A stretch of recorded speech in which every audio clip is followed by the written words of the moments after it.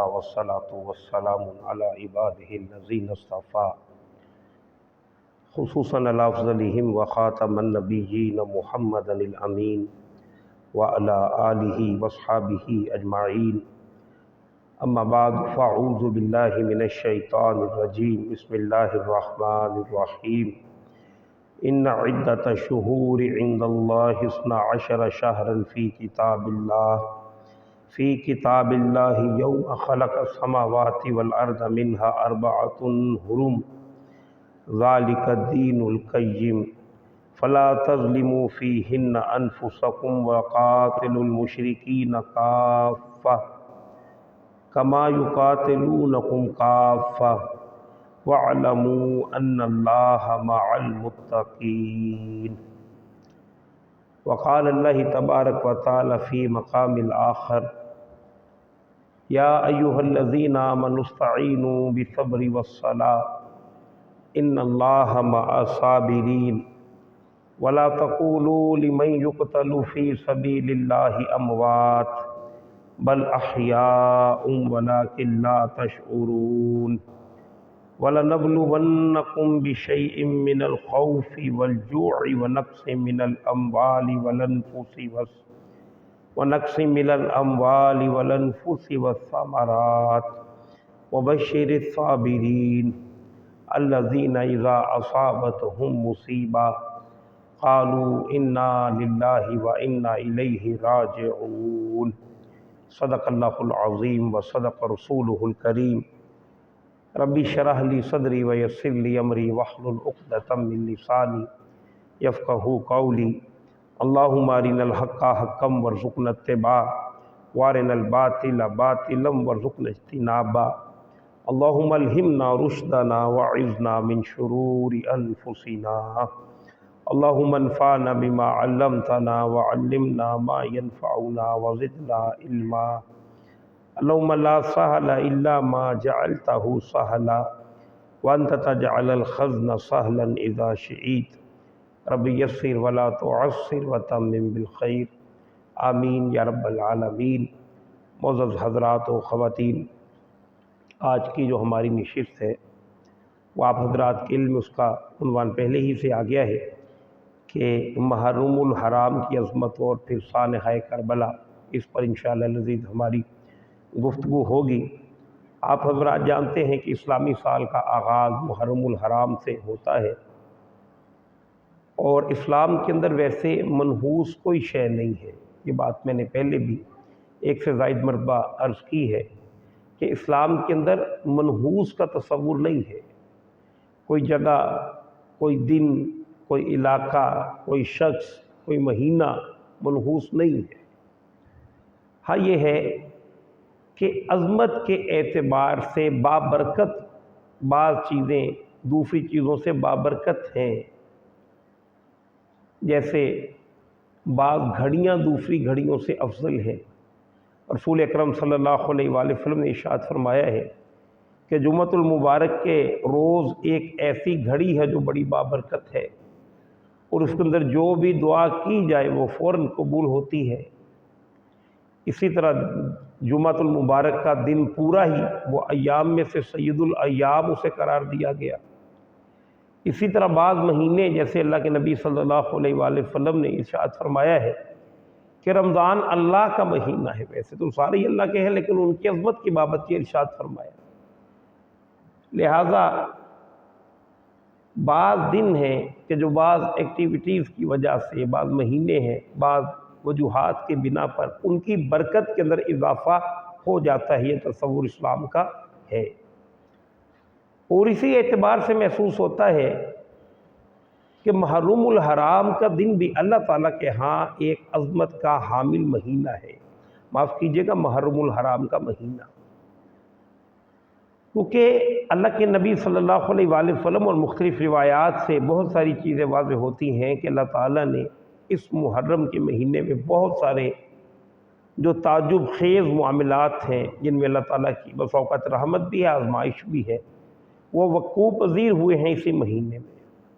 اور خاص طور پر جو یوم عاشور ہے، یعنی 10 محرم الحرام کا دن، اس کی ایک اپنی اہمیت ہے. لہٰذا بعض روایات ملتی ہیں کہ حضرت نوح علیہ السلام کی کشتی جب جودی کے ساتھ لگی ہے تو اس وقت بھی محرم الحرام کی 10 تاریخ ہی تھی، اور پھر اس سے آگے جا کر رسول اللہ صلی اللہ علیہ وآلہ وسلم جب مکہ سے مدینہ المنورہ تشریف لے کر گئے ہیں تو وہاں پر 2 قومیں آباد تھیں۔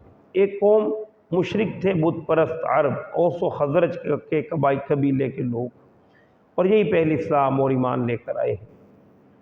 اور دوسرے 3 بڑے بڑے قبیلے تھے یہودیوں کے، اور ان کی کوئی 20-22 شاخیں تھیں۔ یہ بڑے کلچرڈ لوگ تھے، ان کی عبادت گاہیں وہاں پر موجود تھیں، ان کی عدالتیں وہاں پر موجود تھیں، ان کے بزنس وہاں پر موجود تھے، گویا کہ انتہائی متمدن لوگ تھے۔ اللہ کے نبی صلی اللہ علیہ وآلہ وسلم جب ان کے ہاں گئے ہیں تو دیکھا ہے کہ وہ محرم الحرام کے 10ویں دن کو روزہ رکھتے ہیں۔ تو آپ نے ان سے پوچھا کہ یہ روزہ کاہے کا ہے، اس روزے کو کیوں رکھتے ہو؟ تو کہا کہ جس روز اللہ تعالیٰ نے فرعون کے پنجوں سے ہماری جان چھڑائی تھی، آپ جانتے ہیں کہ فرعون نے بنی اسرائیل کو غلام بنا کے رکھا ہوا تھا، اور موسیٰ علیہ السلام کا جو مشن تھا یقیناً اس کے اندر یہ بھی بات تھی کہ فرعون کو رشد و ہدایت حاصل ہو جائے، لیکن اس کے ساتھ ساتھ بڑی بات یہ تھی کہ بنی اسرائیل کو آل فرعون کے ظلموں سے نجات دلا۔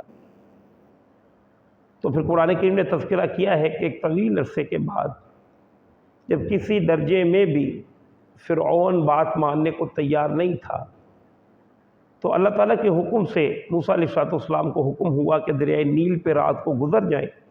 اللہ تعالیٰ نے معجزاتی طور پہ وہ راستہ بنا دیا، اور یہ کہ دریا کا پانی یہاں پر رک گیا اور اونچا ہو گیا، اور یہاں پر آ کر رک گیا اور بلند ہو گیا کہ جیسے بڑی بڑی دیواریں ہوتی ہیں، اور درمیان میں راستہ بن گیا، یا کہہ لیں کہ جو دریا ہے اس کی جو خشکی ہے وہ ظاہر ہو گئی، اور اس سے 6 لاکھ لوگ بنی اسرائیل کے گزر گئے۔ اور اس کے بعد فرعونیوں نے بھی اسی راستے کو اختیار کرنا چاہا جو راستہ بالخصوص اللہ تعالیٰ نے بنی اسرائیل والوں ہی کے لیے وضع کیا تھا، لہذا جب اس میں داخل ہوئے ہیں تو پانی کو اللہ تعالیٰ نے دوبارہ ملا دیا، اور سارے کے سارے اس کے اندر غرق ہو گئے، اور بنی اسرائیل والے پار کر گئے۔ تو اللہ کے نبی صلی اللہ علیہ وآلہ وسلم کو بتایا گیا کہ جس دن یہ واقعہ رونما ہوا اس دن بھی یوم عاشور یعنی محرم الحرام کی 10 تاریخ تھی، لہٰذا ہم اسی وجہ سے یوم عاشور کا روزہ رکھتے ہیں۔ رسول اکرم صلی اللہ علیہ وآلہ وسلم نے ارشاد فرمایا کہ موسیٰ علیہ السلام کے ان کی نسبت ہم زیادہ قریب ہیں، لہذا ہم بھی یہ روزہ رکھا کریں گے۔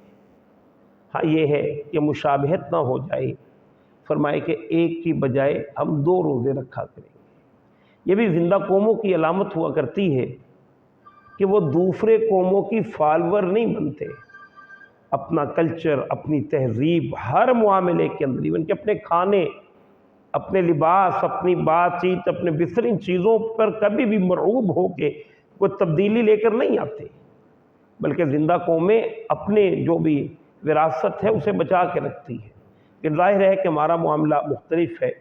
آج سے 100 برس کے پہلے کہہ گئے اقبال کہ وضع میں تم ہو نصارہ، یعنی تمہارے کپڑا لتا جو ہے اس سے عیسائیت جو کلچر ہے وہ نظر آتا ہے، اور تمدن میں ہنود اور تمہاری رسومات یہ بالکل ہند سے آئی ہوئی ہیں۔ اور آگے فرمائی یہ مسلمان ہیں جنہیں دیکھ کے شرمائے یہود نے بہرحال اس طرح سے اثر کسی کا بھی نہیں لیا، اس بات کو بھی سمجھے۔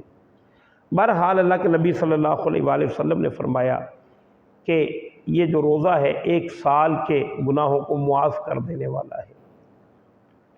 اس کے بعد جو بڑا واقعہ رونما ہوا ہے اس مہینے کے اندر ہماری تاریخ کے اندر یہ سانحہ کربلا ہے، اور ظاہر ہے کہ اس میں بنی ہاشم جس کے اندر رسول اکرم صلی اللہ علیہ وآلہ وسلم تشریف لائے ہیں، وہ پورا کا پورا بنی ہاشم کا جو خانوادہ تھا قریب وہ سارے کے سارے اللہ کے راستے میں شہید کر دیے گئے، قتل کر دیے گئے۔ اس پہ انشاءاللہ بات میں کروں گا۔ سب سے پہلے اس کو ہم 3 حصوں کے اندر انشاءاللہ لذیذ دیکھ لیں گے۔ پہلا حصہ اہل بیت اطہار کے مناقب و فضائل، دوسرے حصے کے اندر خلافت راشدہ جو ہے وہ بالکل کس طرح ختم ہوئی، اور تیسرے حصے میں پھر جا کر یہ کہ سانحہ کربلا کس طرح رونما ہوا اور پھر اس کے کیا کیا نتائج نکلے۔ تو سب سے پہلی بات تو جان لیجئے کہ اہل بیت اطہار کی اللہ تعالیٰ کے ہاں بہت عظمت ہے۔ اللہ کے رسول کے وہ انتہائی محبوب تھے، لہذا اللہ کے نبی کے جو محبوب ہیں وہ اللہ تعالیٰ کے بھی محبوب ہیں۔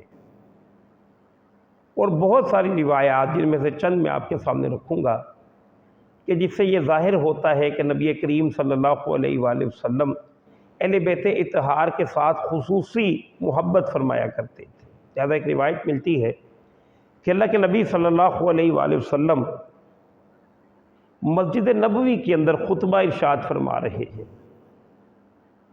اب منبر پہ تشریف فرما ہیں، سامنے سینکڑوں صحابہ سن رہے ہیں کہ اللہ کے نبی صلی اللہ علیہ وآلہ وسلم نے دیکھا ہے کہ گھر کے مسجد کی حدود کے اندر آپ کے دو شہزادگان حسنین کریمین تشریف لائے ہیں، اور اس حال میں تشریف لائے ہیں کہ انہوں نے جو جبے پہن رکھے تھے وہ تھوڑے تنگ تھے۔ آپ جانتے ہیں کہ وہ کپڑا بڑا لمبا ہوتا ہے، اگر تنگ ہوگا تو پاؤں پوری طرح سے نہیں کھلے گا، چلنے میں دشواری ہوگی۔ اللہ کے نبی صلی اللہ علیہ وآلہ وسلم نے دیکھتے رہے، یہاں تک کہ آپ کے ذہن کے اندر یہ بات آئی کہ یہ بچے گر نہ جائیں، بچے گریں گے تو انہیں اذیت ہوگی۔ لہذا اللہ کے نبی اٹھے ہیں اور سارے صحابیوں کو سمجھیے کہ کراس کر کے حضور نے بچوں کو اٹھایا اور ایک جگہ پر جا کر بٹھایا۔ اب پھر واپس منبر پہ تشریف لائے ہیں اور آ کر آیت پڑھی ہے انما اموالکم و اولادکم فتنہ، کہ واقعتاً ایسا ہی ہے کہ مال اور اولاد کی محبت کے اندر شدید آزمائش ہے۔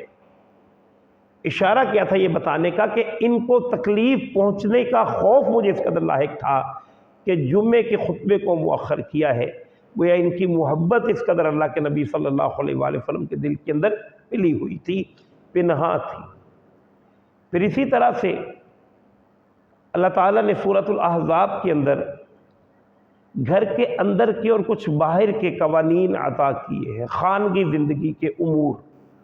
اگرچہ کہ گھر کے اندر کے احکامات تو سورہ نور میں ہیں، یہ گھر کے باہر کے احکامات ہیں۔ پھر اس سے آگے جا کر یہ کہ گھر کے اندر داخل کس طرح سے ہونا ہے، اور پھر یہ کہ صاحب خانہ اگر نہ ملنے کا کہے، اس کے پاس وقت نہ ہو تو کیا طرز عمل اختیار کرنا ہے، یہ ساری کی ساری تعلیمات اللہ تعالیٰ نے ارشاد فرمائی ہیں۔ یا نساء النبی کہہ کہ اے نبی کی گھر والیوں، کیونکہ اللہ کے نبی صلی اللہ علیہ وآلہ وسلم کے اسوہ مبارک کے اندر تمام اسوہ جات مل جائیں گے، لیکن یہ اسوہ نہیں ملے گا کہ بیوی کا مرد کے ساتھ کس طرح کا تعلق ہونا چاہیے۔ اس اسوے کو دیکھنے کے لیے تو لامحالہ ازواج مطہرات ہیں۔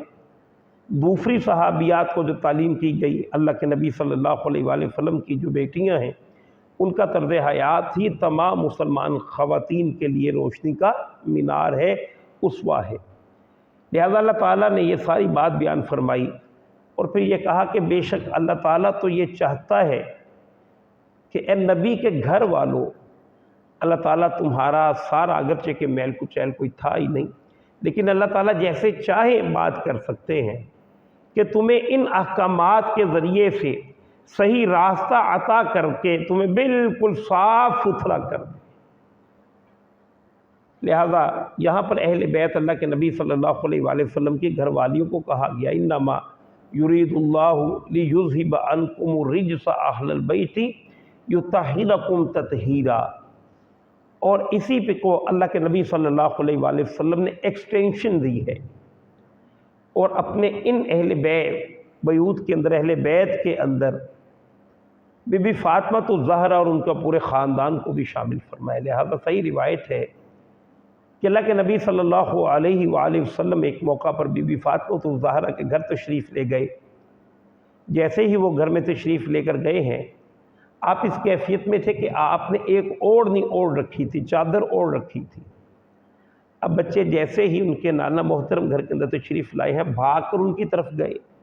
ان رشتوں کے اندر بڑی محبت ہے، پوتوں کو اپنے جو دادا ہیں ان سے بڑی محبت ہوتی ہے، دادیوں سے بڑی محبت ہوتی ہے، اور اسی طرح بڑوں کو بچوں سے، اور اسی طرح نانا سے، نانیوں سے، اور ان کو بچوں سے۔ یہ بڑے چاک کے، چاؤ کے اور لاڈ کے اور پیار کے رشتے ہیں۔ الحمدللہ ہمارے ہاں ابھی بھی یہ جو محبتیں ہیں یہ باقی ہیں، اللہ انہیں قائم دائم رکھے۔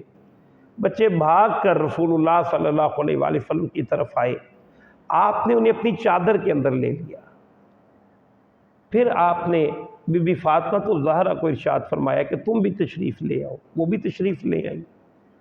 اتنے میں جناب حضرت علی رضی اللہ تعالیٰ عنہ بھی تشریف لے آئے، آپ نے انہیں بھی اپنی چادر کے اندر ڈال دیا۔ ذرا تصور میں لائیں کہ اس چادر کے اندر آپ نے اپنی پوری فیملی کو ڈال کے کہا اے اللہ تعالیٰ یہ میرے گھر والے ہیں، یہ میرے اہل البیت ہیں، اللہ تعالیٰ میں ان سے محبت رکھتا ہوں اور تو بھی ان سے محبت رکھ، اور جو ان سے محبت رکھے اس کے ساتھ بھی محبت رکھ، اور اللہ تعالیٰ جو ان سے بغض رکھتا ہے میں بھی اس سے بغض رکھتا ہوں، اور تو بھی ان سے بغض رکھ۔ تو یہ گویا کہ اللہ کے نبی صلی اللہ علیہ وآلہ وسلم نے اپنے احکامات کے ذریعے سے اہل بیت اطہار کی محبت کو فرض و واجب کے درجے کے اندر امت کو تعلیم کیا ہے۔ اس سے بھی آگے چلے جائیے تو سورہ آل عمران کے اندر اللہ تعالیٰ نے حضرت مسیح علیہ السلام کا تذکرہ بیان فرمایا ہے۔ پس منظر کیا تھا کہ مکہ فتح ہو گیا، جزیرہ نما حجاز کے اندر رسول اللہ صلی اللہ علیہ وآلہ وسلم کی حاکمیت و بالادستی قائم ہو گئی۔ باقی ساری قوتوں کو پتہ چل گیا کہ اب جزیرہ نما حجاز کی قسمت رسول اللہ صلی اللہ علیہ وآلہ وسلم کے ہاتھ میں ہے، وہ جیسے چاہیں گے اس کو چلائیں گے۔ لہٰذا عیسائیوں میں سے کچھ لوگ آپ کے پاس تشریف لائے اور آ کر آپ کی تعلیمات بھی پوچھی اور اپنی تعلیمات بھی بیان کی۔ اس پر اللہ تعالیٰ نے سورہ آل عمران کے اندر پوری تفصیل کے ساتھ مسیح علیہ السلام، ان کی والدہ محترمہ، ان کی نانی محترمہ، ان کا تذکرہ فرمایا، ان کے جو معجزات تھے ان کا تذکرہ فرمایا، اور پھر اس کے بعد انہیں دعوت پیش کی۔ لیکن حضور صلی اللہ علیہ وآلہ وسلم کا طرز اخلاق دیکھ کے، قرآن کریم کے مدلل بیان و دلائل کو دیکھ کے بھی انہوں نے قبول نہیں کیا۔ اس کے بعد پھر اللہ تعالیٰ نے آخری بات جو ہے وہ بیان کی۔ اللہ تعالیٰ نے کہا کہ آپ سب لوگ مباہلہ کریں۔ مباہلہ کیا ہے؟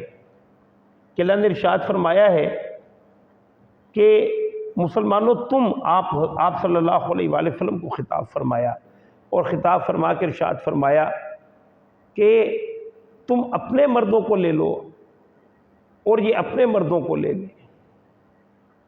آپ اپنی خواتین، نساءنا و نساءکم، ہم اپنی خواتین لے لیں، تم اپنی خواتین لے لو۔ ابناءنا و ابناءکم، تم اپنے بیٹوں کو لے لو، ہم اپنے بیٹوں کو لے لیں۔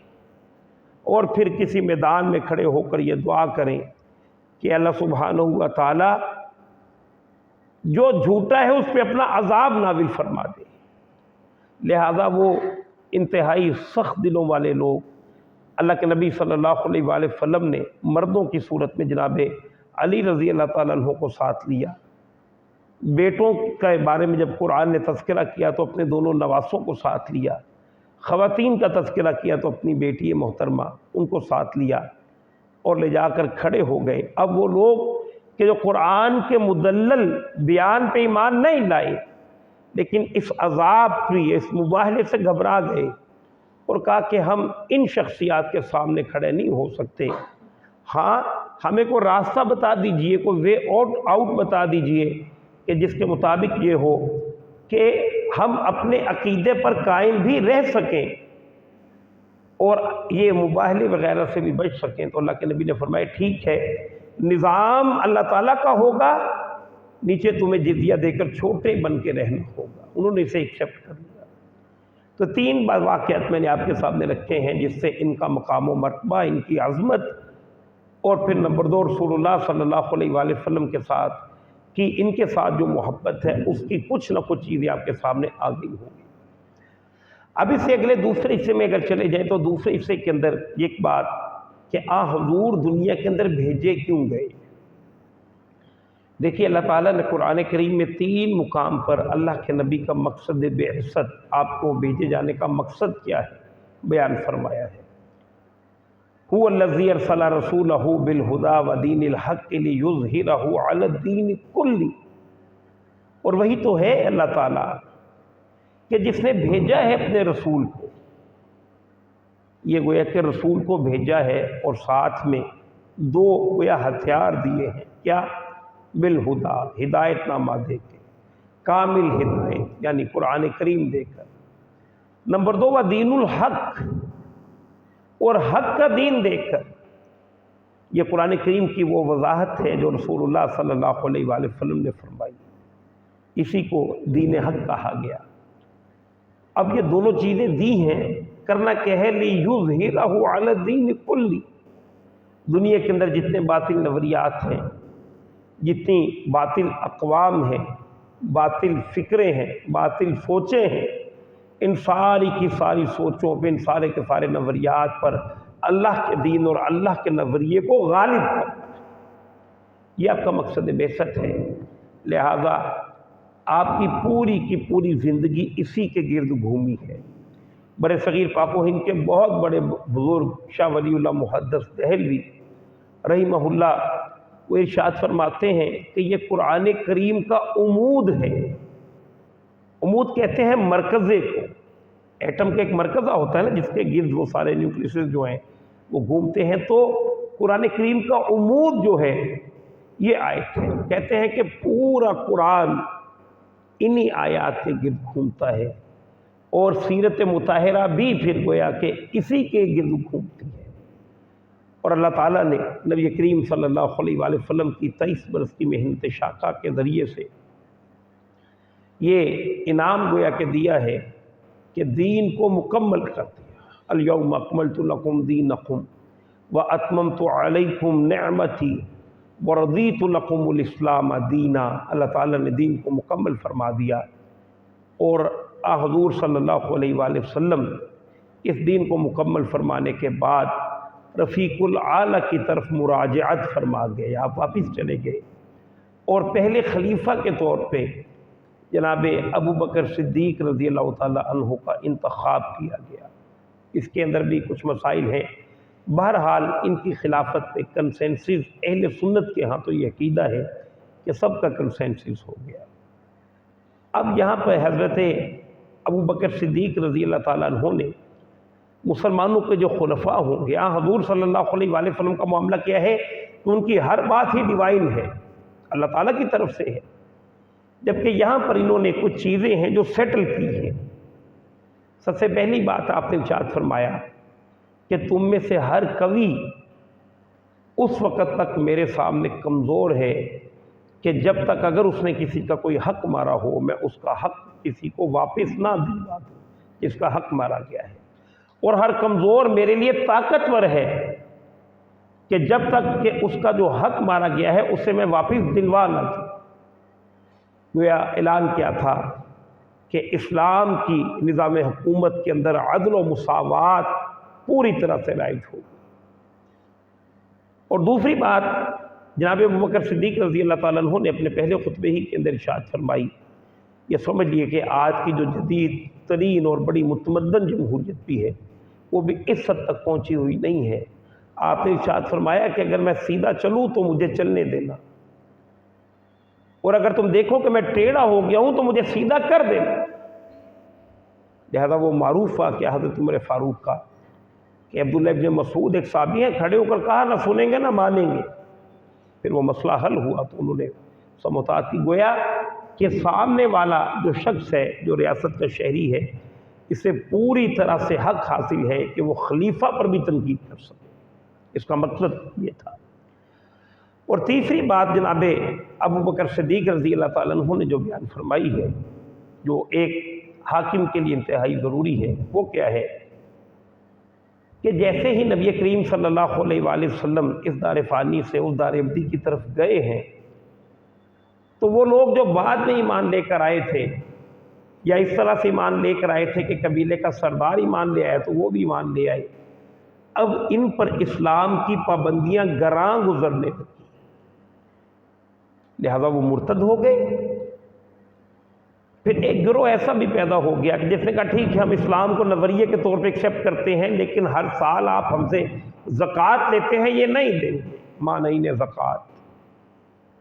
اور تیسرا گروہ ایک ایسا بھی پیدا ہو گیا، معاف کیجیے گا، ایک تیسرا گروہ تھا جسے رسول اللہ صلی اللہ علیہ وآلہ وسلم نے خود تیار کیا تھا، جیش اسامہ رضی اللہ تعالیٰ عنہ۔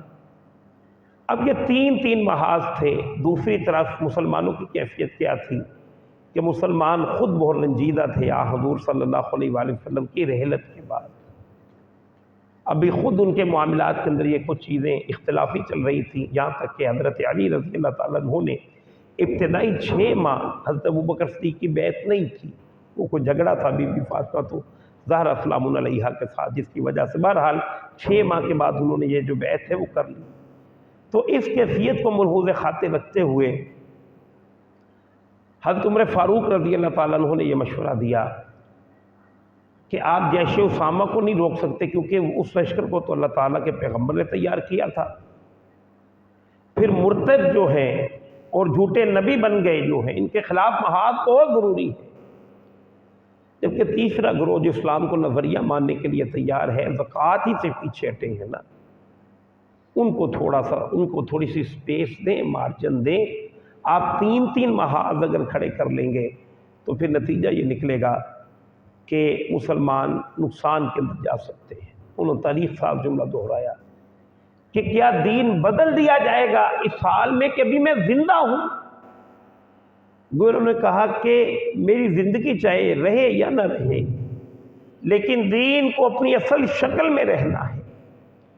یہ تیسرا بنیادی اصول ہے مسلمان حکمرانوں کے لیے کہ ان کے پاس اس ضمن میں سپیس نہیں ہے۔ جہاں تک آزادی اللہ نے دے رکھی ہے وہاں تک آپ جیسے چاہے قانون سازیاں کریں، لیکن جہاں پر اللہ تعالیٰ نے اجازت نہیں دی وہاں پر آپ اگر قانون سازیاں کرتے ہیں تو گویا آپ کی اطاعت الہی سے باہر نکل جاتے ہیں۔ پھر یہ کہ 2.5 برس کے قریب حضرت ابوبکر صدیق کی خلافت رہی، اور اس کے بعد حضرت عمر فاروق رضی اللہ تعالیٰ عنہ کا دور آیا۔ حضرت ابوبکر صدیق کا 2.5 برس جو ہے وہ یہ جو 3 طرح کی میں نے آپ کے سامنے آفتیں آ گئی تھی انہی کو ختم کرنے میں گزر گیا۔ لیکن اس کا نتیجہ کیا نکلا؟ آپ کوئی پودا لگاتے ہیں تو پودے کے دائیں بائیں بھی اگر جڑی بوٹیاں اگ گئیں اور پھر وہ جو پودے کی فیڈ ہے، خوراک ہے، وہ بھی چوستی ہے، پودا پوری طرح پروان نہیں چڑھ پاتا۔ لیکن اگر کوئی کسان ہو، اس کی گوڈی کرے، جڑی بوٹیوں کو صاف کر دے، تو زمین سے ساری کی ساری نشو و نما جب ایک درخت ایک پودے کو ملے گی تو وہ بڑی بلندی کی طرف جائے گا۔ ایسا ہی لہٰذا حضرت عمر فاروق رضی اللہ تعالیٰ عنہ کے دور کے اندر ایسا ہی ہوا کہ وہ انتہائی عظمت کا حامل دور ہے، اور یہی وہ دور ہے کہ جس کے اندر جدید ریاستی تصور کو متعارف کروایا گیا۔ ایک فلاحی ریاست کا تصور جو ہے وہ دنیا کے سامنے پیش کیا گیا، اور اس میں تقریباً 10-11 برس ان کے گزرے ہیں اور کافی علاقے جو ہیں انہوں نے فتح کیے۔ اس کے بعد جو اگلا دور ہے وہ حضرت عثمان غنی رضی اللہ تعالیٰ عنہ کا ہے۔ ظاہر ہے کہ ابتدائی جو 30 برس ہیں ان کے بارے میں تو رسول اللہ صلی اللہ علیہ وآلہ وسلم نے ارشاد فرمایا ہے کہ خلافت علی منہاج النبوہ، بالکل نبوت کے نقش قدم پر خلافت، اگرچہ کہ بہرحال نبوت ہی ہے لیکن اسی کے نقش قدم پر خلافت۔ اب حضرت تیسرے خلیفہ راشد حضرت عثمان غنی رضی اللہ تعالیٰ عنہ آئے۔ ان کا معاملہ کیا تھا؟ یہ بنو امیہ سے تھے۔ بنو امیہ قبیلہ کون سا ہے؟ عرب کے اندر 2 قبیلے انتہائی اپنی عظمت کی انتہا کو پہنچے ہوئے تھے، بنو امیہ اور بنو ہاشم، اور جو بڑے بڑے اعزازات تھے وہ انہی قبائل ہی کے اندر منقسم تھے۔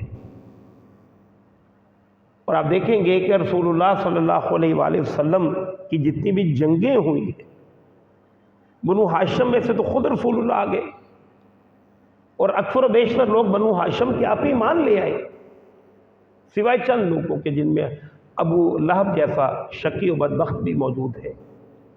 جبکہ دوسری طرف کا جو قبیلہ تھا اس نے ایکسیپٹ نہیں کیا فوراً آپ صلی اللہ علیہ وسلم کو۔ لہذا غزوہ بدر کے جو پہلے لڑائی لڑنے والے آئے ہیں عتبہ ربیعہ شیبہ، یہ بھی بنو امیہ سے تھے۔ پھر اس کے بعد ابو سفیان کی ایک طویل ٹکر رہی ہے، وہ بھی بنو امیہ ہی سے تھے، ہندا بنو امیہ سے تھیں۔ یہ سارے کے سارے معاملے گیا کہ اب یہ جو ہیں حضرت عثمان غنی رضی اللہ تعالیٰ عنہ ان کے دور خلافت کے اندر سمجھیے کہ پہلے 8-10 برس تو بڑے عمدہ گزرے ہیں لیکن آخری 4-5 برسوں کے اندر ان کے معاملے کے اندر کچھ اختلافات پیدا ہوئے۔ وہ کیسے؟ ان کے دور کے اندر نبی کریم صلی اللہ علیہ وآلہ وسلم کی یہ روایت ہے کہ آپ نے ارشاد فرمایا تھا ائمۃ من القریش، کہ امام جو ہے وہ قریش میں سے ہوں گے۔ اور ایک اور بعض روایات ہیں جس کے اندر آپ نے فرمایا کہ جزیرہ نما حجاز کے لوگ قریش ہی کی پیروی کرتے ہیں، جو مسلمان قریش ہیں وہ مسلمان قریشیوں کی پیروی کرتے ہیں، اور جو کافر قریشی ہیں، کافر جو حجاز کے لوگ ہیں وہ کافر قریشیوں کی پیروی کرتے ہیں۔ گویا کہ یہ قبیلہ قریش جو ہے اس کے اندر سرداری کے، حکومت کرنے کے سارے خواص موجود تھے، لوگوں کا اوپر لیڈر بننے کا فن انہیں خوب آتا تھا۔ ایک بات تو یہ بھی تھی جس کی وجہ سے حضرت عثمان غنی رضی اللہ تعالیٰ عنہ نے اکثر و بیشتر بنو امیہ ہی کے جو لوگ ہیں انہی کو بطور گورنر جو ہے وہ نومینیٹ کیا۔ پھر ان کے معاملے کے اندر ایک واقعہ یہ بھی ملتا ہے کہ حکم نامی ایک شخص تھا جسے رسول اللہ صلی اللہ علیہ وآلہ وسلم نے مدینہ المنورہ سے نکال دیا تھا۔ اس کا جو بیٹا تھا مروان ابن الحکم، وہ مدینہ المنورہ کے اندر شامل آ گیا، اور پھر اس نے حضرت عثمان غنی رضی اللہ تعالیٰ عنہ کو اپنے مشورے کے ساتھ اس طرح سے دھوکہ دیا کہ ان کی مہر بنا لی، اور بہت سارے ایسے سمجھیے کہ ان کی طرف سے خطوط اور ایسی چیزیں خود اپنی مہریں لگا کر بھی وہ بھیجتا رہا، اس کے ذریعے سے بنی اسرائیل معاف کیجیے گا بنو امیہ کے بہت سارے لوگ جو ہیں وہ گورنری پر فائز ہو گئے۔ حضرت عثمان غنی رضی اللہ تعالیٰ عنہ کو حضرت مولا علی نے سمجھایا ہے، مشورے دیے ہیں، کیونکہ یہ آپ ان کے وزیر تھے، لیکن انہوں نے اس پہ پھر یہی کہا کہ میں کوئی اقربہ پروری کو پروان نہیں چڑھا رہا، بلکہ میری تو اسی صلہ رحمی کی کوشش ہے کہ جس کی اللہ تعالیٰ نے ہم سب کو، اللہ کے رسول نے ہم سب کو تعلیم کی ہے، لہذا یہ صلہ رحمی ہے۔ اور حضرت عثمان غنی کے نیت پہ ہم کسی طور پہ بھی کوئی شک نہیں کر سکتے، لہٰذا ان کی یہ سے میکسیمم یہی ہے کہ اجتہادی غلطی کہی جا سکتی ہے، اس سے زیادہ نہیں۔ بہرحال جس کا نتیجہ یہ نکلا کہ بنو امیہ کو ایک انتہائی قوت میسر آ گئی کہ سارے کے سارے لوگ جو ہیں وہ گورنر بن گئے، تو قوت میسر آ گئی۔ دوسری طرف عبداللہ ابن سبا نامی ایک شخص یہود میں سے کھڑا ہوا جس نے ایرانیوں کے اندر یہ چیز انجیکٹ کی کہ اصل خلافت کا مستحق علی ہے، اور یہ جو بیٹھے ہوئے ہیں یہ غاصب ہیں، لہذا ان کو ہٹایا جائے۔ اب یہ وہ فتنوں کا دور ہے جس کا آغاز ہوا ہے۔ وہ لوگ بڑی تعداد میں احتجاج کرتے ہوئے مدینہ المنورہ کے اندر آ کر داخل ہو گئے اور کہا کہ ہم ان کی حکومت کو تسلیم نہیں کرتے۔ اور پھر اسی دور کے اندر بہت سارے لوگ حج کے لیے گئے تھے ذی الحجہ میں، کہ ان میں سے کچھ، اور یہ پروپیگنڈا ان کا اتنا زور آور تھا کہ بہت سارے صحابہ کرام وہ بھی اس کے اندر بہہ گئے، اور بعض کو ویسے بھی جیسے میں نے کہا کہ حضرت علی رضی اللہ تعالیٰ عنہ بھی مشورے دیا کرتے تھے۔ اسی طرح یہ لوگ پھر 3 لوگ ہیں یا 4 لوگ ہیں کہ باہر پہرے پہ تو حضرت علی رضی اللہ تعالیٰ عنہ نے اپنے دونوں صاحبزادگان اور حضرت عبداللہ ابن زبیر رضی اللہ تعالیٰ عنہ کو بٹھا رکھا تھا، لیکن یہ لوگ پیچھے سے گھر کے اندر داخل ہوئے۔ ان میں 2 تو بلوائی تھے اور ایک عبد الرحمن ابن ابی بکر تھے، ابو بکر کے بیٹے، اور جا کر انہوں نے حضرت عثمان غنی کی داڑھی مبارک کو پکڑا ہے قتل کے ارادے سے۔ حضرت عثمان نے کہا کہ اگر اس منظر کو تیرا والد دیکھتا تو اسے بڑی تکلیف ہوتی۔ یہ بات کہنی تھی کہ وہ پیچھے ہٹ کے ساری زندگی پھر اس پہ وہ نادم رہے ہیں، لیکن بہرحال وہ پروپیگنڈا اس قدر زوردار تھا، اس کے لیے میں نے یہ واقعہ آپ کے سامنے رکھا۔ لیکن دوسرے جو 2 بلوائی تھے انہوں نے انہیں قتل کر دیا۔ اب مدینہ المنورہ کے اندر رسول اللہ صلی اللہ علیہ وآلہ وسلم کے خلیفہ راشد جو ہے وہ قتل کر دیے گئے، اور بلوائی واپس بھاگ گئے، اور پتہ نہیں چل رہا کہ کس نے قتل کیا ہے۔ اب یہ وہ کیفیت ہے کہ جس میں حضرت علی رضی اللہ تعالیٰ عنہ کو کہا گیا ہے کہ آپ خلافت کی زمام کار کو سنبھال لیجئے، آپ نہیں سنبھال لیں، انتہائی پرفتن دور ہے۔ لیکن غالباً پھر حضرت حسن رضی اللہ تعالیٰ عنہ نے یہ مشورہ دیا کہ اگر آپ نہیں سنبھالیں گے تو یہی انہی بلوائیوں میں سے کوئی نہ کوئی بیٹھ جائے گا، لہذا سارے لوگ متفق ہو گئے حضرت علی رضی اللہ تعالیٰ عنہ کی خلافت پہ، اور آپ کے ہاتھ میں بیعت کر لی۔ اب آپ کو پہلے ہی سے اختلاف تھا، ایک ہی خاندان کے بہت سارے گورنروں کا رائج ہو جانا، لہذا آپ نے پہلا جو آرڈیننس پاس کیا ہے اس کے تحت امیر شام حضرت امیر معاویہ ان کو معزول کر دیا گیا، اور امیر مصر عمر ابن العاص ان کو معزول کر دیا گیا۔ اب یہ جو شخص پیغام لے کر گیا ہے اس کو جناب امیر معاویہ رضی اللہ تعالیٰ عنہ نے کہا ہے کہ اگر آپ عثمان کی طرف سے آئے ہیں تو پھر تم آپ کی بات کو تسلیم کریں گے رضی اللہ تعالیٰ عنہ، لیکن اگر کسی اور کی طرف سے آئے ہیں تو ہم نے ان کی بیعت نہیں کی، اور ہم ان کی بیعت اس وقت تک نہیں کریں گے جب تک کہ وہ عثمان کے قتل کا قصاص نہ دے دیں۔ لہذا یہ دونوں مصر کے گورنر اور شام کے گورنر انہوں نے آپ کی خلافت کو ایکسیپٹ نہیں کیا، لہذا حضرت علی رضی اللہ تعالیٰ عنہ کی یہ جو 4.5 برس ہیں یہ فتنوں کی نظر ہو گئی۔ لیکن میں چاہتا ہوں کہ اس میں بھی میں آپ کے سامنے چیزوں کو مزید کھول دوں۔ 3 طرح کے لوگوں کے ساتھ حضرت علی کی جنگیں ہوئی ہیں۔ نمبر 1 نہروان، یہ حضرت علی ہی کے گروہ کے اندر کچھ لوگ موجود تھے کہ جن کا یہ نظریہ تھا کہ جو گناہ گار ہیں وہ کافر ہیں، اور کافر ہیں تو مرتد ہیں، انہیں قتل کیا جائے، ان کا مال ہمارے لیے مباح ہے۔ یہ خارجی تاریخ کے اندر کہے والے جن کے بارے میں رسول اللہ صلی اللہ علیہ وآلہ وسلم نے ان کے حلیوں کی طرف اشارہ کیا، اور یہ بھی ارشاد فرمایا کہ بہت بڑے بڑے قاری قرآن ہوں گے لیکن یہاں سے نیچے قرآن ان کے ہاں نہیں جاتا، جس کی اگر آج کے دور کے اندر عملی تصویر دیکھنی ہو تو داعش پوری طرح سے خارجی جماعت ہے، اور اگرچہ کہ شاید اس میں کسی کو اختلاف ہو، لیکن بہرحال میں سمجھتا ہوں کہ ٹی ٹی پی بھی اس سے ملتا جلتا ہی ورژن ہے۔ لہذا حضرت علی رضی اللہ تعالیٰ عنہ نے ان کے ساتھ مذاکرات کی کوشش کی، حضرت عبداللہ ابن عباس رضی اللہ تعالیٰ عنہ کو بھیجا گیا، کچھ لوگ آ بھی گئے، لیکن بحیثیت مجموعی جو کھڑے تھے اپنے اس باطل عقیدے پر ان کے خلاف حضرت علی نے قتال اور جہاد کی، اور ان سب کو جہنم واصل کیا۔ یہ جنگ نہروان کا واقعہ ہے۔ پھر دوسرا گروہ کون سا تھا کہ جب یہ بیانیہ بلند ہوا ہے کہ حضرت عثمان غنی رضی اللہ تعالیٰ عنہ کا قصاص دیا جائے، اس پر پھر یہ کہ بڑی جلیل القدر ہستیوں کی طرف سے بھی یہ بیانیہ ہے جو ہے وہ آیا ہے۔ حضرت عائشہ طیبہ طاہرہ، حضرت طلحہ، حضرت زبیر، انہوں نے بھی آ کر حضرت علی رضی اللہ تعالیٰ عنہ کے ساتھ کہا کہ یہ قصاص جو ہے یہ دیا جائے۔ حضرت علی نے کہا کہ پہلے میرے ہاتھ پہ بیعت تو کرو، میرے ہاتھ تو مضبوط کرو، اس کے بعد قصاص کا معاملہ ہوگا، میں ایسے کیسے قصاص دے دوں جبکہ میری خلافت کو پوری طرح سے منعقد کیا ہی نہیں گیا۔ بہرحال یہ معاملات چلتے رہے یہاں تک کہ جنگ جمل جو ہے وہ وقوع پذیر ہوئی، اس کی تفصیلات کے اندر جانے کا بھی موقع نہیں ہے۔ اب ایک طرف حضرت علی ہیں اور بہت کبار صحابہ ہیں، جبکہ دوسری طرف 2 عشرہ مبشرہ میں سے اور ایک مومنین کی والدہ ام عائشہ موجود ہیں، لہذا حضرت علی رضی اللہ تعالیٰ عنہ ان کے اوپر سمجھیے کہ غالب آ گئے۔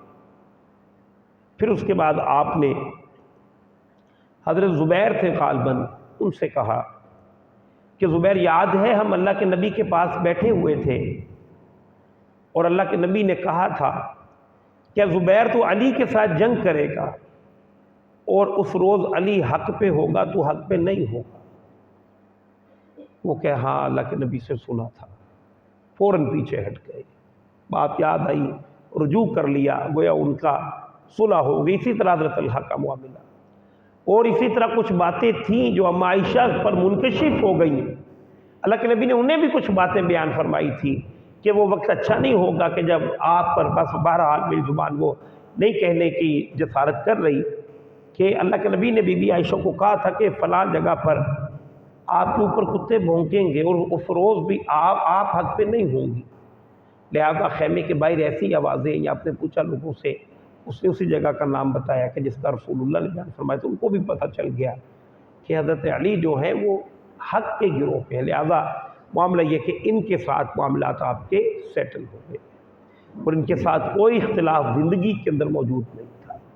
اب جن لوگوں کی کمائی کا ذریعہ ہی یہ ہے، وہ ان اختلافات کو چاہے جتنی مرضی ہوا دے، لیکن ایسا ہے کہ دنیا ہی کے اندر جنگ ضرور ہوئی ہے، نفرتیں ضرور پیدا ہوئی، لیکن بہرحال پھر دل کے اندر دنیا ہی کے اندر وہ ختم ہو گئی۔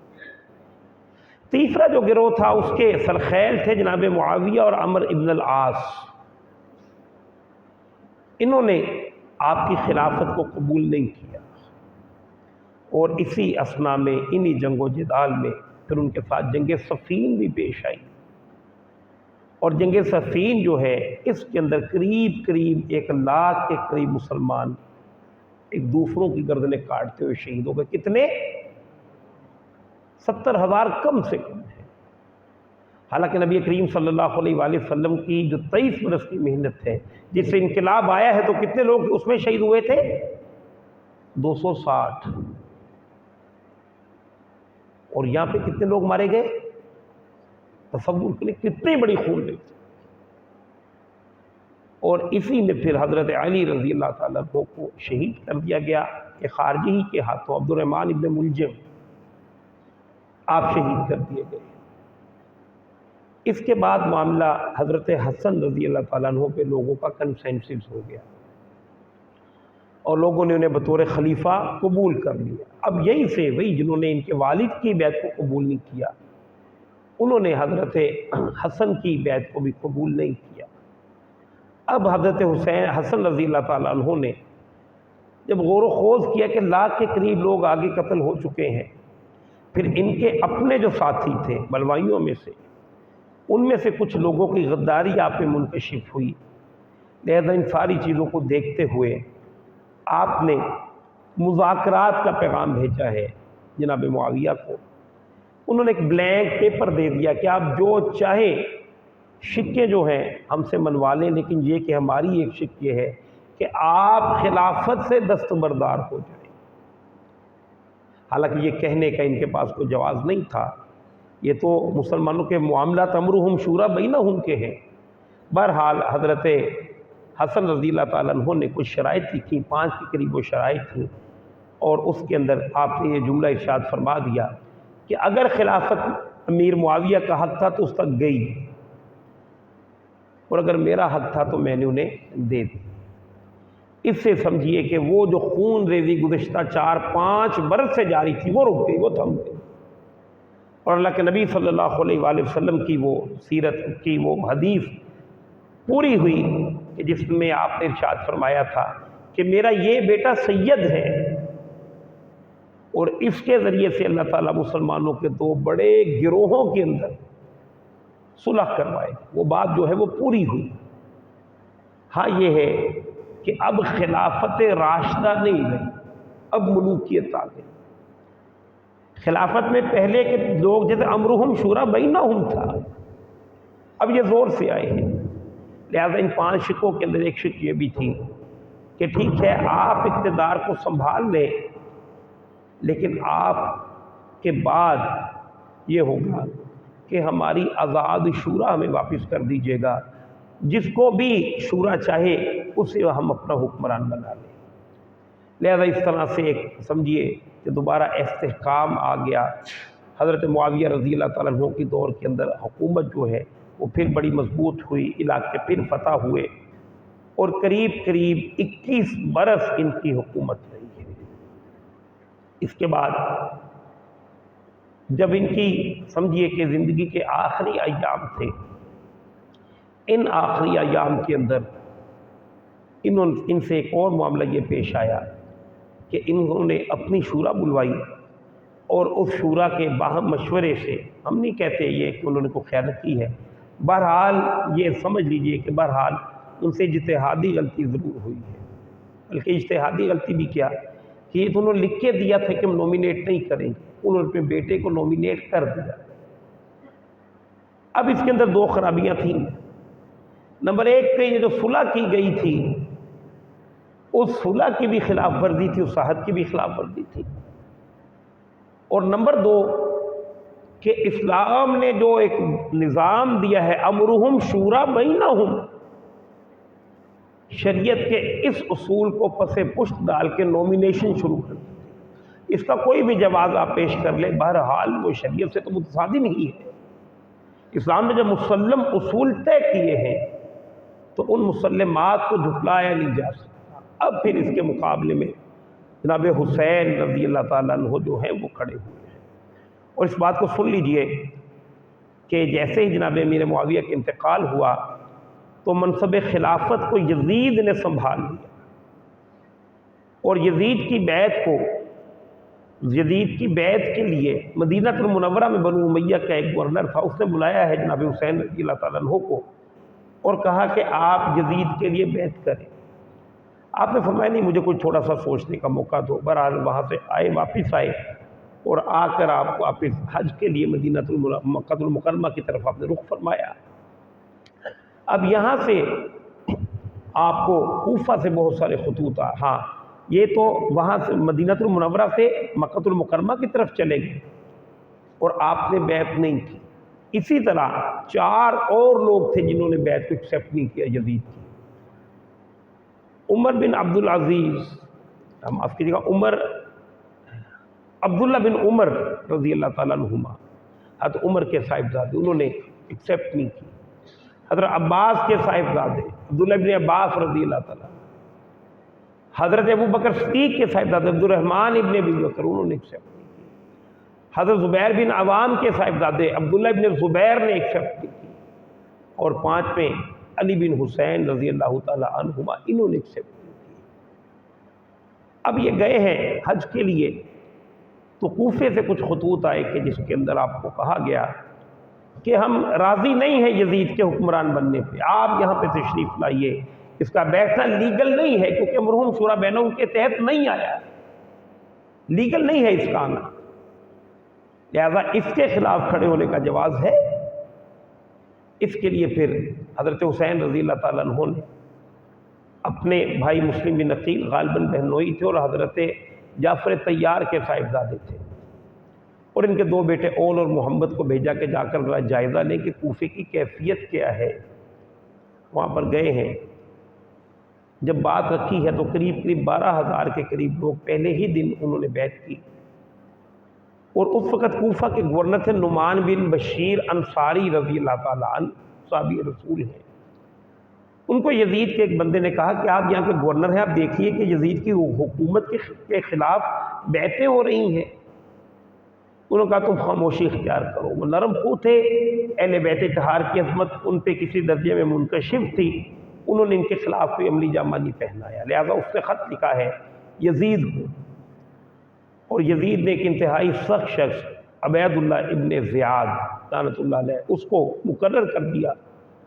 اب یہ جو شخص ہے عبید اللہ ابن زیاد، اس نے ریاستی مشینری کو استعمال کرتے ہوئے پہلے تو مسلم بن عقیل کا پتہ لگوایا، پھر انہیں قتل کروا دیا گیا، اور قتل کر کے پھر ایک بڑے سردار تھے حضرت ہانی، ان کو بھی قتل کروا دیا گیا، اور ان کی لاشیں جو ہیں وہ چوراہوں کے اندر لٹکا دی گئیں۔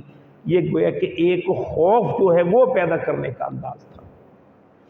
آج کے ماحول کے اندر کچھ چیزیں ایسی ملتی جلتی ہیں، ہم دیکھتے ہیں کہ پی ٹی آئی جو ہے وہ کلیم کرتی ہے بس اوقات کے ظلم ہو رہا ہے، حالانکہ ہم تو یہ سمجھتے ہیں کہ ہمیشہ سے اس طرح کے معاملے چلتے رہے ہیں۔ بہرحال اس سے خوف تو پیدا ہوتا ہے کہ نہیں، اور یہ تو کچھ بھی نہیں ہے جو کچھ وہاں پہ ہوا کہ لاشیں لٹکا دی گئی، یہاں پر معاملہ ایسا کوئی معاملہ پیش نہیں آیا۔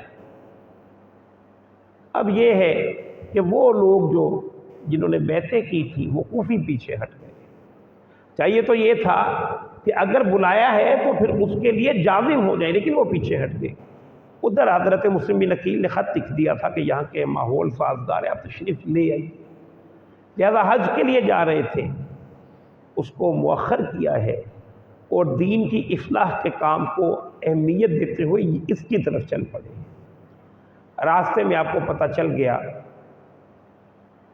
کہ آپ کے جو سفیر ہیں وہ قتل کر دیے گئے ہیں۔ یہاں سے لوگوں کی طرف سے انہیں یہ کہا گیا کہ آپ واپس ہو جائیے، آپ نہ جائیے۔ پہلے جب مدینہ المنورہ سے نکلے ہیں اس وقت سارے کے سارے جو اصحاب تھے جن کا میں نے نام لیا انہیں روکا ہے انہوں نے کہ آپ رک جائیے، آپ مت جائیے، کوفی لا یوفی ان کی کیفیت یہ ہے۔ لیکن بعض شخصیات ایسی ہوتی ہیں کہ جن کے اندر عظیمت کا پہلو بہت آگے کی طرف بڑا ہوتا ہے، جس طرح حضرت سمیہ کی مثال آتی ہے، جس طرح ابو ذر غفاری کی مثال آتی ہے کہ انہوں نے کہا کہ گلاس بھی میں نہیں لینا چاہتا۔ تو بعض لوگ عظیمت کی انتہا کو پہنچے ہوتے ہیں، تو حسین کا معاملہ بھی ایسی ہے، اگرچہ کہ دوسرے اصحاب جن کا میں نے نام لیا عبداللہ بن زبیر کے علاوہ باقی سب نے پھر یہ بیعت کر لی ہے جبکہ واقعہ ہررا پیش آیا، لیکن حضرت حسین رضی اللہ تعالیٰ عنہ کی عظیمت میں کوئی کمی نہیں ہوئی۔ اور واقعہ یہ ہے کہ جب پتہ چل گیا حضور صلی اللہ جب پتہ چل گیا کہ آپ کے سفیر کو قتل کر دیا گیا ہے، اس کے باوجود آپ نہیں رکے اور آپ نے خطبہ ارشاد فرمایا، کیونکہ نبی صلی اللہ علیہ وآلہ وسلم کے گھر کے اندر تو یہ بات بچپن ہی سے گویا ان کے اوپر سامنے ظاہر تھی، حضرت جبریل نے بتا دیا تھا کہ آپ کو کرب و بلا کی سرزمین پہ شہید کیا جائے گا، لہذا آپ نے وہاں پہ خطبہ ارشاد فرمایا ہے کہ جس کا حاصل یہ تھا کہ دین کے اندر خرابی پیدا ہوتی جا رہی ہے، میں امر بالمعروف و نہی عن المنکر کے فریضے کو ادا کرنے جا رہا ہوں۔ اسی حالت میں آپ محرم الحرام کی یکم کو کربلا تشریف لے کر آئے ہیں، اور یہیں پہ پھر سمجھیے کہ وہ جنگ ہے کہ جو پیش آئی، بار بار مذاکرات کے لیے ڈیلز کے لیے دوسری طرف سے لوگ آپ کے پاس تشریف آتے رہے، حاضر ہوتے رہے، لیکن یہ کہ ان کا ایک ہی مطالبہ تھا کہ آپ بیعت کر لیں۔ حضرت حسین رضی اللہ تعالیٰ عنہ نے ان کے سامنے 3 شرطیں رکھی۔ نمبر 1، آپ نے ارشاد فرمایا کہ مجھے دمشق جانے دو، میں یزید سے دو بدو خود ہی معاملہ طے کر لوں۔ کہا نہیں، آپ بیعت کریں۔ دوسری بات آپ نے یہ ارشاد فرمائی، ٹھیک ہے مجھے مدینہ جانے دو، انہوں نے کہا نہیں، آپ بیعت کریں۔ تیسری پھر ایک آپشن پیش کی، ٹھیک ہے مجھے بارڈرز کی طرف بھیج دو، میں وہاں پر جا کر بارڈروں پہ جنگ کرتا کرتا شہید ہو جاؤں گا، ان کا نہیں، بیعت کریں۔ اب ایک طرف تو آپ کا نظریہ تھا دین کے اندر تھوڑا سا بگاڑ برداشت کیا جا سکتا تھا، آپ اپنے آپ کو بچا لیتے، اپنی فیملی کو بچا لیتے، جبکہ دوسری طرف وہ عزم و استقامت تھا اور وہ حسینیت تھی کہ یزیدیت کتنی بھی قوت والی کیوں نہ ہو وہ زیادہ سے زیادہ مار ہی سکتے ہیں، لہذا اسی کو آپ نے اختیار کیا۔ اور پھر یہ کہ 10 محرم الحرام کی فجر کے بعد یہ جو جھگڑا ہے یہ شروع ہوا، ایک کے بعد ایک خانوادہ رسول میں سے لوگ جاتے رہے، سامنے جو محتاط روایات ہیں 22,000 کے قریب لوگ تھے کہ جو ان صرف یہ سمجھے کہ کئی دنوں کے جو پیاسے 60-70 لوگ ہیں ان کے مقابلے کے لیے آئے تھے، لہذا جنگ ہوئی، اور یہ کہ ظہر سے پہلے ہی سارے کے سارے حضرت حسین رضی اللہ تعالیٰ عنہ کے جو ساتھی ہیں وہ وفات پا گئے، شہید کر دیے گئے۔ جیسے ہی کوئی شخص شہید ہوتا حضرت حسین اس کا لاشا اٹھاتے، اسے ایک طرف آ کر رکھتے، 71 لاشیں اٹھانے کے بعد پھر آپ خود گھوڑے پہ سوار ہوئے ہیں اور آپ نے خود جنگ کی ہے، اور اس جنگ کے اندر چاروں اطراف سے آپ رضی اللہ تعالیٰ عنہ پہ حملے ہوئے، تلواریں، نیزے، بھالے، اس کے لاتعداد زخموں سے، لاتعداد واروں سے آپ کے جسم کو چیر دیا گیا، اور اس حال میں گھوڑے سے گرے ہیں کہ سیدھے سجدے میں گئے ہیں، اور آپ کی زبان پہ یہ الفاظ تھے، اللہم رضن علی رضائک، اے مالک تیری رضا پہ راضی ہو گیا، وصبرن علی بلائک، اور تیری دی ہوئی مصیبت پر صبر کرتا ہوں، وتسلیما علی امرک، اور تیرے امر کو میں نے تسلیم کیا، سبحان ربی الاعلیٰ، پاک ہے میرا رب جو بڑا بلند تر ہے، یہ کہا، اور اسی حال میں آپ کی جان نکل گئی۔ جس روز حضرت حسین نے شہادت پائی ہے اس روز بھی حضرت حسین سجدے میں تھے، حضرت حسین آج بھی سجدے میں ہے، حضرت حسین جس روز حشر اٹھائے جائیں گے اس روز بھی سجدے میں ہوں گے۔ اللہ کے نبی صلی اللہ علیہ وآلہ وسلم ایک موقع پر مسجد نبوی بیت اللہ میں بیٹھے ہیں کہ ایک شخص مسجد نبوی بیت اللہ کے اندر داخل ہوا، اس کی زبان پر حج کا تلبیہ تھا کہ وہ کہہ رہا تھا لبیک اللہم لبیک لا شریک لک لبیک ان الحمد والنعمت لک والملک لا شریک لک. یہ کہہ رہا تھا کہ اس کی جان نکل گئی. اللہ کے نبی نے ارشاد فرمایا کہ یہ شخص جو تلبیہ کہتے ہوئے جس نے وفات پائی ہے، اسی تلبیہ کو پڑھتے ہوئے روز حشر یہ کھڑا ہوگا. اسی کی بنیاد پہ میں نے کہا کہ حسین رضی اللہ تعالیٰ عنہ روز حشر بھی اسی سجدے ہی سے اٹھیں گے. اور یہ عام طور پہ یہ بات کہتی ہے کہ زندگی جو ہے وہ جینے ہی کے ساتھ ہے، لیکن حضرت حسین رضی اللہ تعالیٰ عنہ نے اس قول کو گویا کہ پلٹا کے رکھ دیا. اور یہ کہ حضرت حسین رضی اللہ تعالیٰ عنہ اگرچہ کہ وہاں پر شہید ہو گئے، لیکن آج بھی ہر جگہ زندہ ہے. وہ کشمیر ہو، وہ فلسطین ہو، وہ کشمیر ہو، فلسطین ہو، افغانستان ہو، کوئی جگہ بھی ہو، حضرت حسین رضی اللہ تعالیٰ عنہ مزاحمت کرتے ہوئے نظر آتے ہیں. اور ان کی زندگی کو تو سر کی آنکھوں سے بھی دیکھا جا سکتا ہے کہ 1400 برس گزر گئے اس واقعے کو، لیکن یہ واقعہ آج بھی تازہ دم ہے.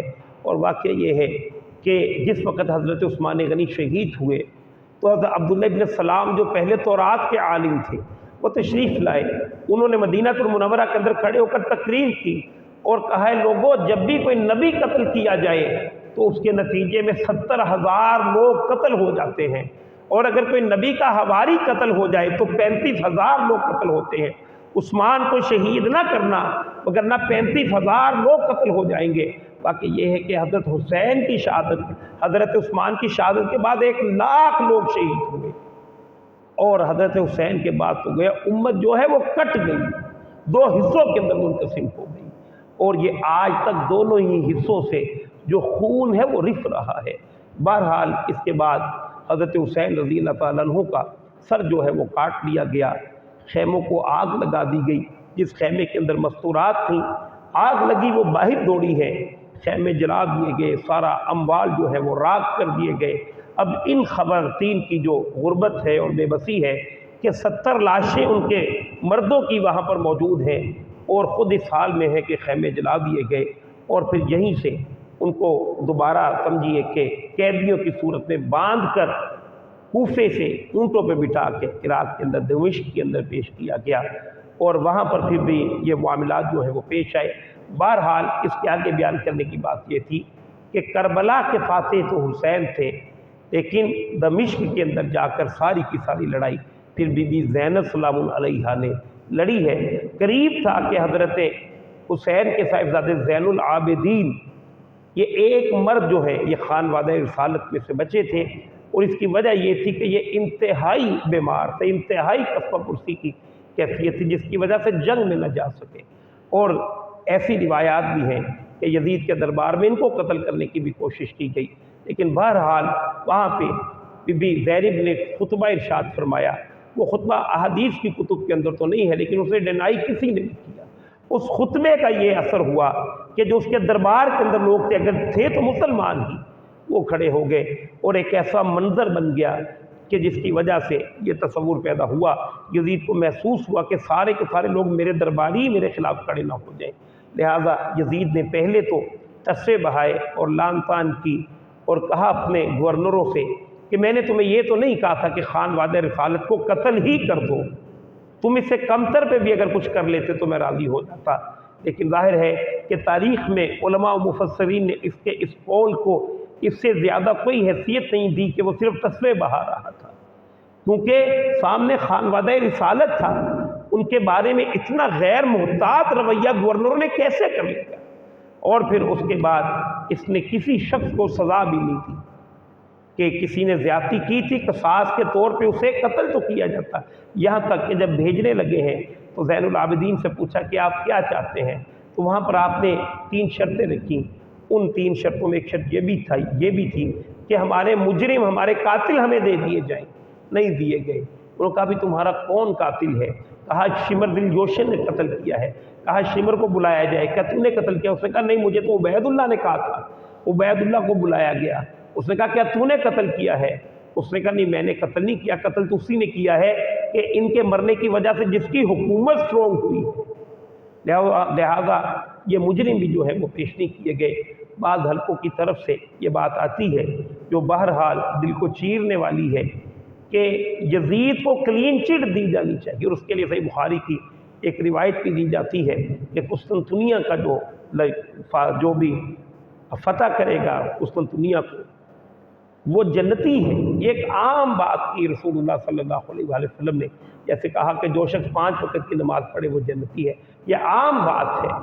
لیکن اگر یہ 5 وقت کی نماز پڑھنے والا زانی، شرابی، سود خور ہو تو کیا اس کے لیے بھی ایسی ہی مثالیں موجود ہیں؟ خانوادہ رسالت کو قتل کر کے رسول اللہ کو اذیت دی گئی۔ پھر اس کے علاوہ علماء نے کلام کر کے یہ بات بھی واضح کی ہے کہ یہ چوتھا لشکر تھا حضرت ابو ایوب انصاری والا جس میں یزید ساتھ کیا ہے۔ اللہ کے نبی کی بشارت جو پہلا لشکر قسطنطنیہ گیا تھا اس کے لیے تھی۔ بہرحال یہ تاریخ کا واقعہ تھا۔ اس سے سبق لینا جو ہے وہ کیا ہے کہ حسینیت پھٹے پرانے کپڑے پہن لینے کا نام نہیں ہے۔ حسینیت بہت زیادہ مندریاں اور کڑے اور تسبیحیں پہن لینے کا نام نہیں ہے۔ حسینیت رونے پیٹنے کا نام نہیں ہے، بلکہ حسینیت تو وقت کے فرعون اور یزید کے سامنے کھڑے ہونے کا نام ہے، اس کے سامنے استقامت دکھانے کا نام ہے۔ اور مرے ہوئے یزید کو تو سب لوگ برا کہہ ہی لیتے ہیں، ہر دور کا یزید ہے۔ آج کے دور کے سامنے حسین کی طرح کھڑے ہونے کی ضرورت ہے۔ حضرت حسین رضی اللہ تعالیٰ عنہ کی سیرت سے یہ سبق ملتا ہے کہ دین کے اندر تھوڑی سی خرابی پیدا ہو رہی تھی، آپ نے اس کے لیے پورا خانوادہ برباد کر دیا، وہ معاف کیجیے گا شہید کروا لیا۔ لیکن یہ کہ آپ نے اس تھوڑی سی بھی کمزوری کو برداشت نہیں کیا۔ یہ تھوڑی سی کہہ رہا ہوں کہ ابھی اس طرح کی سودی معیشت تو نہیں آئی تھی، یہ بے حیا معاشرت نے تو ابھی جڑ نہیں پکڑی تھی، اگرچہ کہ ظلم تھا، بربریت تھی، اوپر والا جو سلسلہ ہے خلافت والا اور سیاسی نظام وہ ٹوٹ گیا تھا، لیکن معاشرت اور معیشت تو باقی تھی کہ نہیں تھی؟ آج کچھ بھی باقی نہیں ہے، لیکن ہم نے کل دین چند رسومات کو بنا لیا ہے۔ ضرورت آج کے دن اس امر کی ہے کہ حضرت حسین رضی اللہ تعالیٰ عنہ کی سنت کو لے کے دین کے کامل نفاذ کی کوشش کی جائے۔ اگر یہ کیا جائے تو یہ تو یقیناً حسینیت ہوگی۔ اس سے کم تر میں کہ دنیا کے اندر جو کچھ مرضی ہو رہا ہو، ہم اپنی انفرادی رونے پیٹنے میں اپنا وقت بتا دیں، شاید یہ دل گدازی کی وجہ سے اللہ تعالیٰ کے ہاں کوئی اجر تو مل جائے، لیکن حضرت حسین کا یہ اسوہ نہیں تھا، بلکہ حسین تو یزید کے سامنے کھڑے ہونے کا نام ہے اور کسی طور پر بھی کمپرومائز نہ کرنے کا نام ہے۔ اللہ اس طرح کی استقامت اور مسلمانوں کو بھی عطا فرمائے۔ وآخر دعوانا ان الحمد للہ رب العالمین وجزاکم اللہ فاحسن الجزاء۔